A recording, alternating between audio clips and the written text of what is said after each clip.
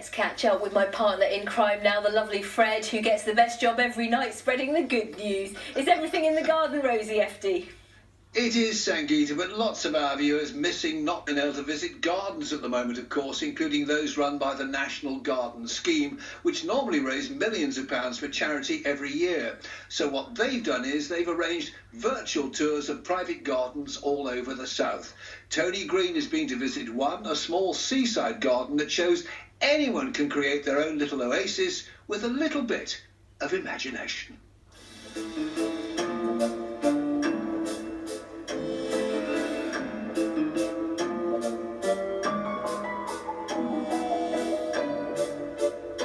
In the last 10 years, 20,000 people have been in Jeff Stonebank's back garden, many of them repeat visitors. Measuring 40 feet at its widest point, Driftwood in Seaford is a garden packed with personality.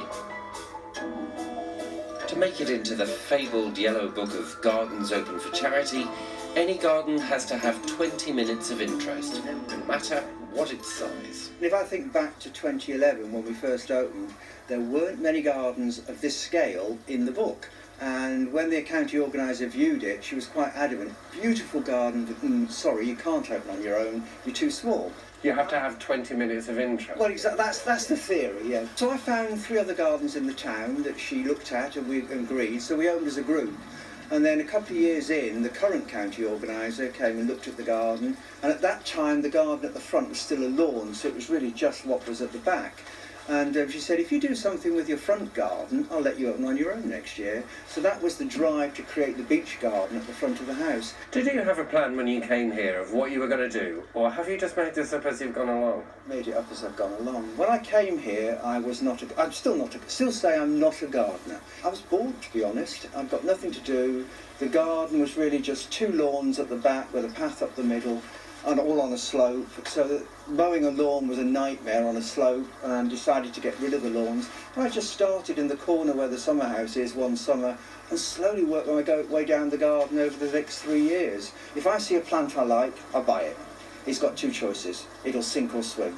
If somebody asked me to describe my garden, I would really describe it primarily as an eclectic mix of rubbish with a few plants, because things to me, the garden is an outdoor room, and I enjoy seeing things in it that perhaps I might otherwise have had in the house. Just in front of me here, there's a pot of lilies. Those lilies belong to my aunt, who died in 2004.